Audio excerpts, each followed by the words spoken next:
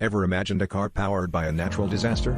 In 2003, a group of Icelandic engineers accomplished just that by harnessing geothermal energy to run a modified Toyota Prius.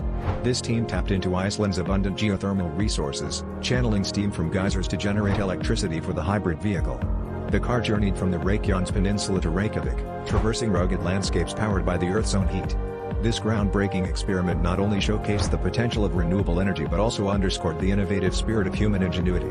As the Prius glided silently along volcanic terrains, it became a beacon of sustainable possibilities, leaving a trail of awe and inspiration in its wake.